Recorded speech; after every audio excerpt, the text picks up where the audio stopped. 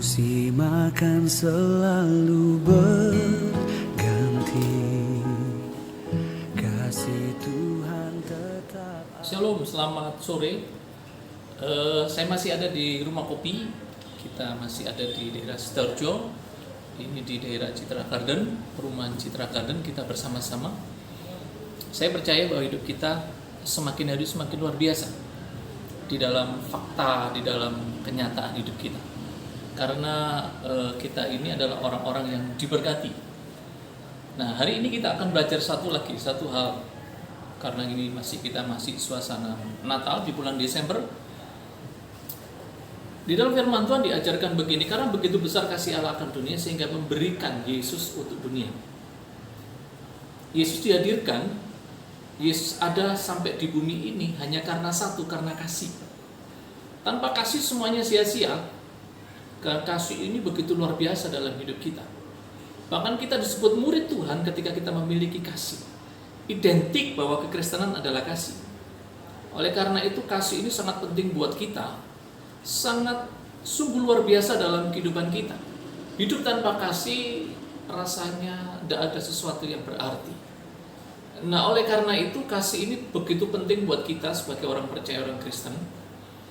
Karena apa? Karena kasih itu diajarkan oleh Tuhan sendiri, bahwa karena dosa manusia Tuhan hadir di tengah-tengah kita, bahkan Dia rela mati buat kita karena kasih. Nggak ada yang lain. Bukan karena hebatnya kita, bukan karena kayanya kita Tuhan hadir. Kita nggak punya apa-apa, tetapi karena kasih, nggak ada yang lain. Bayangkan kalau hidup tanpa kasih, apalah artinya kita. Nah, di dalam firman Tuhan diajarkan demikian, Amsal 10:12. Kebencian menimbulkan pertengkaran, tetapi kasih menutupi segala pelanggaran. Katakan, kebencian menimbulkan pertengkaran, tetapi kasih menutupi pelanggaran. Nah, kenapa kasih menutupi pelanggaran? Karena itu luar biasa. Nah, kalau kita definisikan kasih itu, apa itu kasih yang menutupi pelanggaran? Kita definisikan sejenak. Kita renungkan sejenak dengan kasih menutupi pelanggaran. Ya. Bahkan kasih menutupi dosa. Apa itu kalau kita definisikan? Itu adalah pengertiannya begini. Ketika kita bicara kasih yang menutupi pelanggaran, itu berarti pengampunan. Coba simak baik-baik. Kasih menutupi banyak pelanggaran, kasih menutupi banyak dosa, itulah disebut pengampunan. Karena Tuhan hadir, karena kasihnya Dia mengampuni banyak dosa buat kita. Nah, sekarang kalau saya balik, pelanggaran menutupi banyak kasih, atau satu dosa menutupi banyak kasih, satu pelanggaran yang menutupi banyak kasih, apa itu artinya? Artinya itu disebut kepahitan.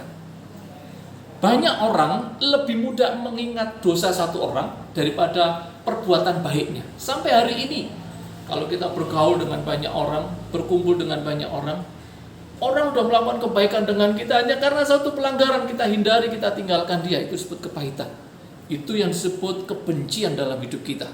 Nah, manusia paling suka mengingat kesalahan orang daripada mengingat perbuatan baik orang. Dan itu terjadi sampai hari ini. Kenapa kasih itu begitu penting buat kita? Karena ini penting. Karena ini mengajarkan kepada kita bahwa hidup kita harus menjadi seperti Kristus.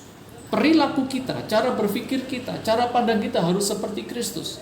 Nah, kalau kita lihat firman Tuhan dikatakan bahwa hukum kasih itu ada dua, terutama dan utama. Hukum kasih yang terutama adalah kasih Tuhan Allahmu. Hukum yang utama adalah kasihilah sesama manusia. Kita bisa bicara mengasihi, aku mengasihi Tuhan, dengan buktinya apa? Melayani Tuhan. Aku mengasihi, buktinya apa? Aku membaca firman Tuhan. Aku mengasihi Tuhan, buktinya apa? Aku berdoa. Aku mengasihi Tuhan, buktinya apa? Aku melakukan banyak hal dalam hidup. Ya dong? Nah, oleh karena itu, ketika kita bicara mengasihi Tuhan, namun kita tidak bisa membuktikan cara kita mengasihi Tuhan, maka semuanya sia-sia. Nah, bukti bahwa kita mengasihi Tuhan sederhana sebenarnya. Kasihilah sesamamu manusia. Seperti apa sama manusia? Kalau kita mengasihi orang baik dengan kita itu udah biasa. Orang dunia bisa. Kalau kita mengasihi orang yang tidak melukai kita, itu udah biasa, orang dunia bisa. Tapi Tuhan mengajarkan kasih sesama manusia secara spesifik adalah kasihilah musuh.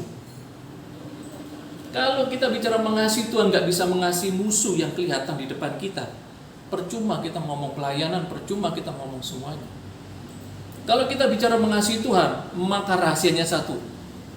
Buktikan dengan mengasihi musuhmu, buktikan dengan orang yang melukai kamu, buktikan dengan orang-orang yang sudah menghancurkan hidupmu. Maka akan kelihatan bukti kasihmu kepada Tuhan.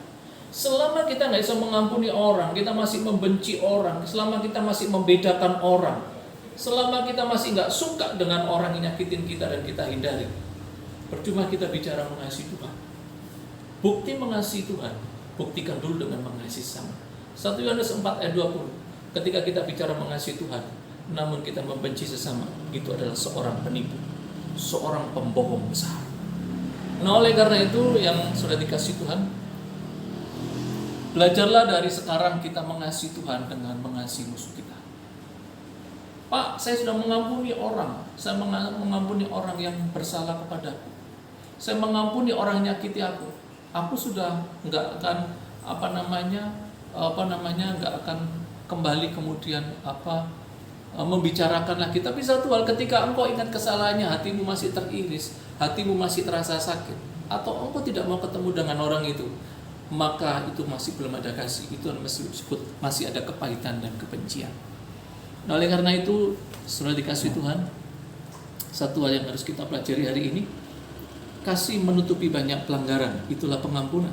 Tapi satu pelanggaran menutupi banyak kasih, itu disebut kepahitan dan kebencian. Salam bena, Tuhan Yesus memberkati. Tak akan berubah sampai selamanya, ku tetap percaya.